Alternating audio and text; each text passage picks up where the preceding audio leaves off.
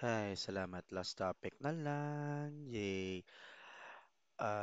Last topic for today, for tonight, is reproductive system. Okay. Paborito nyo, gid. Charot.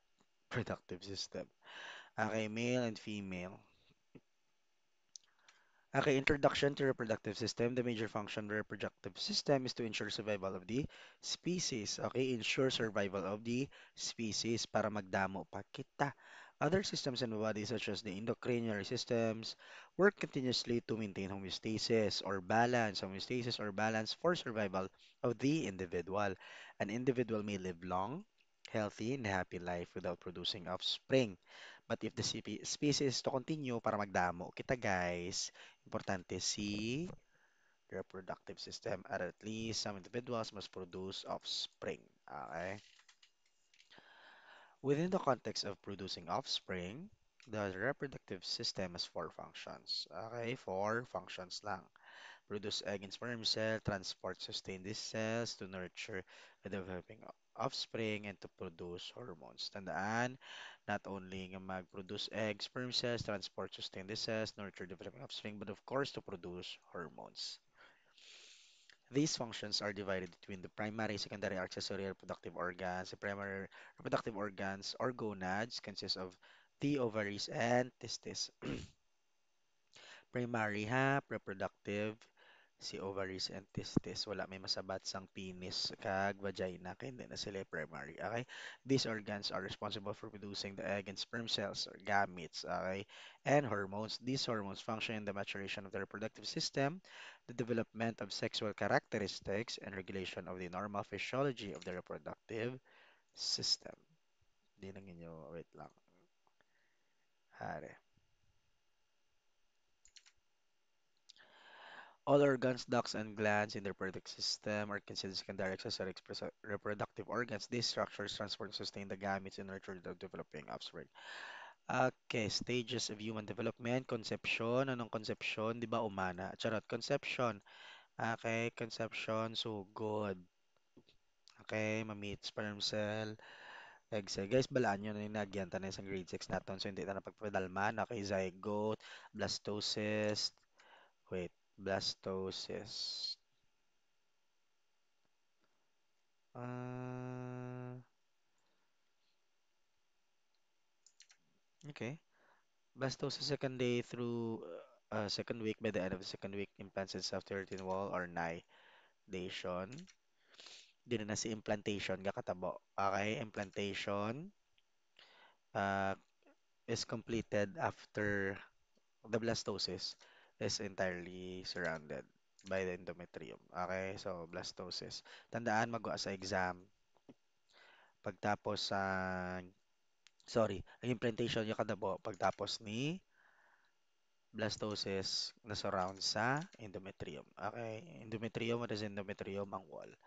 Embryo, occasional primitive heart pumps, blood, and ECG tracing 4th to 5th week na. Some brain activity with the end of the 6th week, normal heart functioning, 7th week. Fetus, okay. Maning ginaluto sa China. Charot. Okay. 9th week until birth. Develops fingernails, vocal cords, taste buds, and salivary glands, and begins to urinate. Quickening, ano quickening? Spontaneous movement, quickening, hulag-hulag, between the 13th and 20th week. Okay? Develops hair and eyelashes, 5th month, viability, magambakata viability, pwede na makasurvive sa guwan ni nanay araw, ginambalya na gid.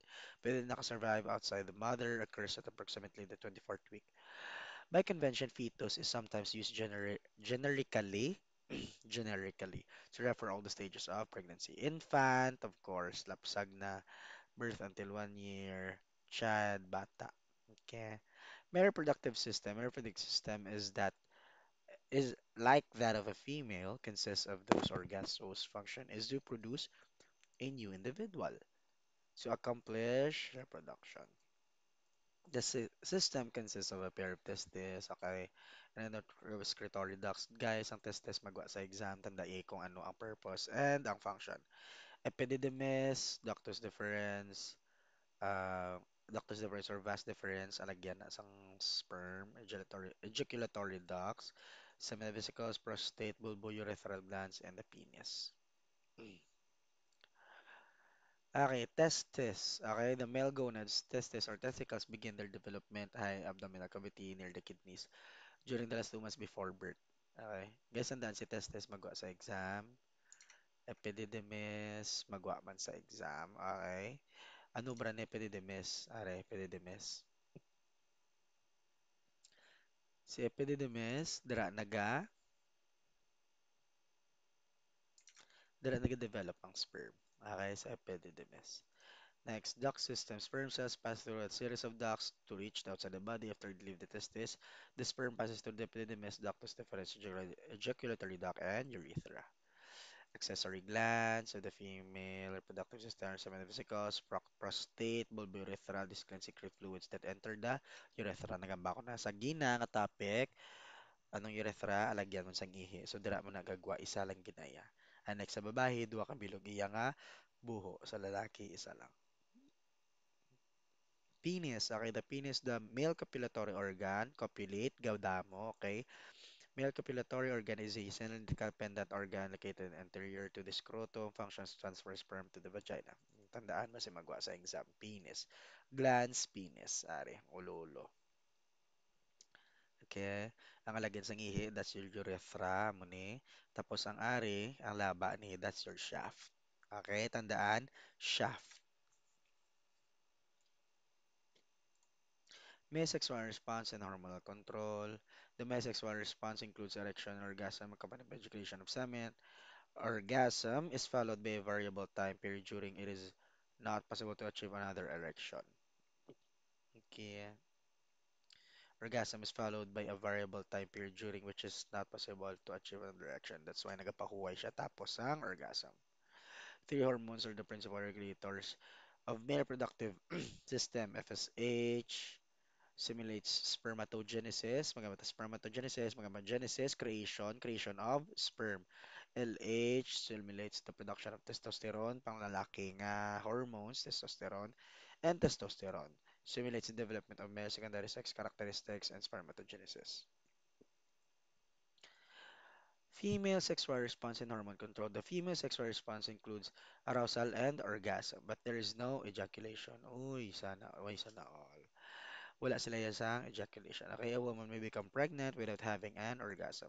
FSH, LH, estrogen, okay, and progesterone have major roles in regulating the functions of the female reproductive system. At puberty, when the ovaries and uterus are mature enough to respond to hormone stimulation, certain stimuli cause the hypothalamus to start GnRH. This hormone enters the blood and goes to anterior pituitary gland.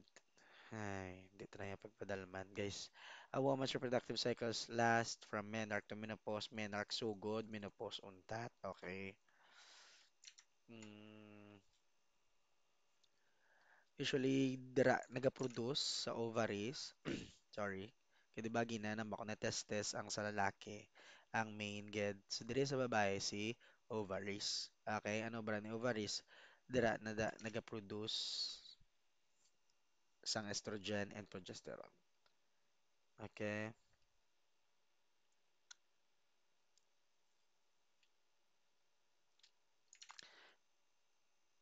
Vast difference. Na-mention ko na nun si vast difference. So, si vast difference, guys, nag-transport ng sperm to the epididymis. Salin sa epididymis.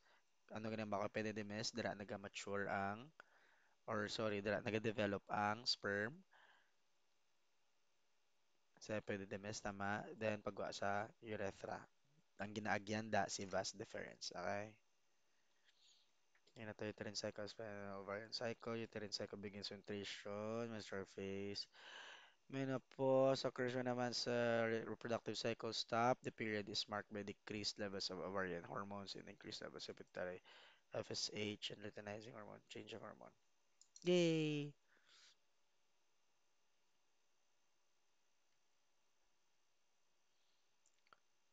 Mm,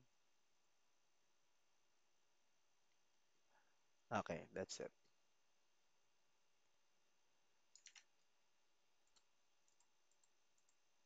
Hormones. Guys, ovaries, read lang get. Ano, obra ni ovaries, nagaproduce man sang progesterone. Okay.